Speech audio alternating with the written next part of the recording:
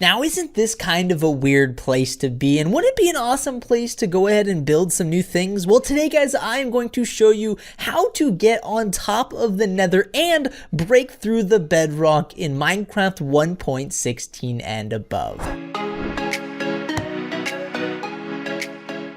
Hey, what's going on, guys? It's TrackYT here, or Nick, back with another brand new video, guys. Today, I again wanted to show you guys how to go about getting on top of the Nether in Minecraft 1.16 in survival mode, and then being able to break through the bedrock so that way you can go up and down using a ladder. So to be able to get on top of the Nether as well as break through the Nether once you get on top, you're gonna need a couple of different things. First things first, you're going to need some TNT, and in survival, you're probably gonna want a decent amount. I'd say a stack of TNT at minimum, just because it's not overly easy to break through the bedrock and it does require a lot of TNT. As well, you're probably going to need a decent amount of levers, or one should suffice, but it depends on how good you are at doing this. Then I would get yourself a couple of normal pistons. You may need more than one, but one should suffice. Then you're going to need yourself a trapdoor, maybe a couple, maybe just one. You're going to need these because basically part of the thing that we're going to be doing is blowing up all of these materials, and if they disappear during the explosion,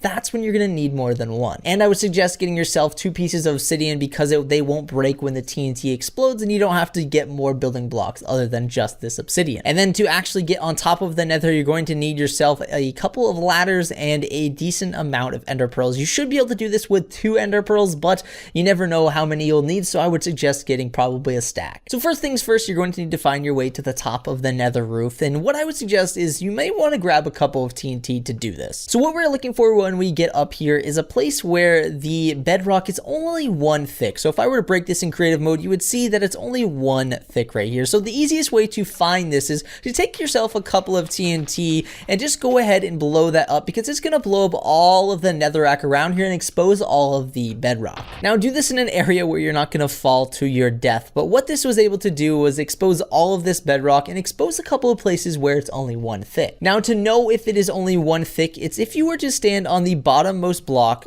so like this, if we were to stand on this block, you will see that our Y level is 125, and that's how you will know that the bedrock above your head is only 1 thick. And now what you're going to want to do is you're going to want to take yourself some ladders, and you're going to want to go ahead and place them like so. And now what you're going to do is you're going to climb all the way to the very top of the ladders, and what you're going to want to do is kind of crouch so you sit on the ladder. You're going to want to take your ender pearl, and you're going to want to aim to the very, very tippy top, because what our goal here is to hit the hitbox top of this ladder right here. And what I mean by the hitbox top of the ladder, you can see a ladder doesn't have a full size hitbox, kind of like a block. It only has a partial hitbox. So what we're really aiming at is to try to hit the top of this hitbox when we're on the ladder right here. So I'm going to go ahead and put myself in the game mode survival, so that way we can show you that this actually does work in survival. So I grabbed myself a couple of extra ender pearls, and now we're going to come to the top right here. We're going to aim right at this corner right here, throw 1 ender pearl, and then you may have to throw a second one, and then you should be able to just jump right through. And the one thing I forgot to mention is that you're going to want to go ahead and make sure you remember that X and that Z coordinate. So for example, the X and Z coordinate are 102 and 167. So just for the sake of ease of use, I'm going to put those in chat. And the reason for that is because once you're on top of the Nether, you're going to want to go back to that exact same spot. So 102, 167 is right about here.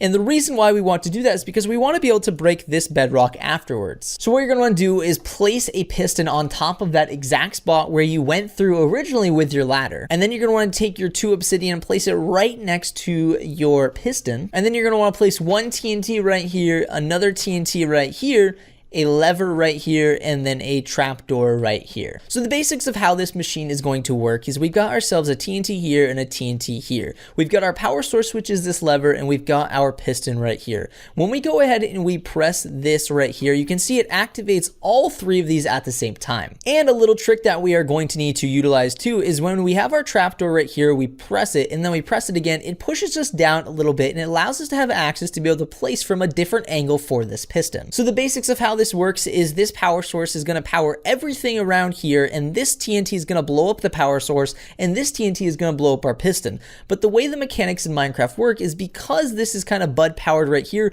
this is going to blow up basically like a millisecond prior to this one blowing up. And in that time frame, we are going to be spamming the side of this block right here in that crouched position right there, trying to replace this piston as fast as possible when it blows up. And all of these things combined will basically put off a bug within Minecraft where when we place this down, it will break the block below it, including Bedrock. Now, don't get discouraged if it doesn't happen on your first try, because it didn't for me, because it is a bug in Minecraft. It's not 100% consistent. So this is why I suggested you get multiples of all of the materials, because it's going to take you a couple of tries. But I'm going to go ahead and do more or less a time lapse to see how many tries it takes me to do this. But I'm going to go ahead and throw myself into survival mode, add myself a couple more materials to my inventory, and then we're just going to see how many tries it takes me to break this bedrock.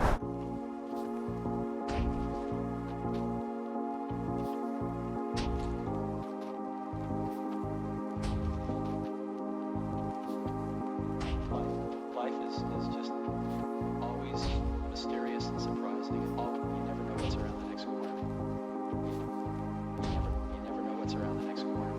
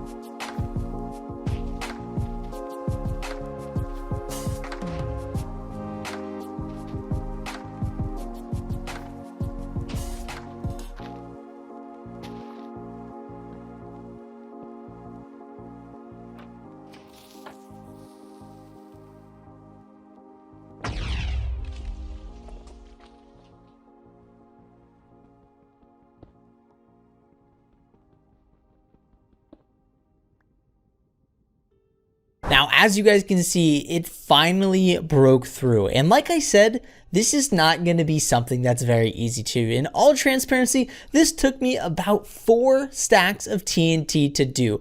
It's kind of, you really got to get patient with it, because honestly, maybe you'll have better luck than I did, but I just wasn't having a lucky spell. The first couple times that I did it off camera, I did it in like the first 5 tries, and then all of a sudden once I started recording, it took me for absolutely forever. It took me 4 stacks of TNT. So if you're not getting it right away, some of the tips that I would have for you is when you are down in this mode right here, where you are placing your piston, I would suggest placing it as close to like kind of just like inch over just a little bit, and then spam click right there at the very top, like as fast as you possibly can, because honestly, that was the only way that I was able to get the piston to place after the TNT exploded. And then after you get that, it's all of just kind of like a luck thing, because honestly, the TNT blows up so randomly that you really have to have all of your cards aligned. But just keep with it, guys. Keep trying it, because I promise you it will be worth it once you are able to break through your nether, and then just be able to use a ladder from there on out instead of having to use the glitch to get up and down from the nether. And if you have no desire to even be able to go through the nether and break through it, you can just go ahead and set yourself up a nether portal on top of the nether and have it connect to your nether portal in the overworld. So all you have to do is place your nether portal in the overworld, the normal world first,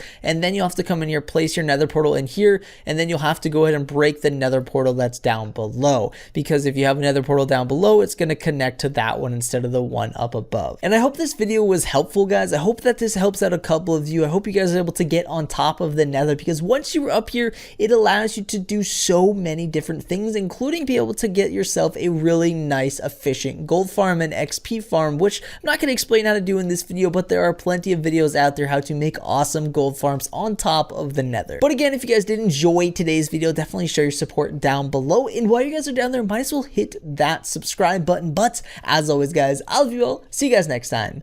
Peace out.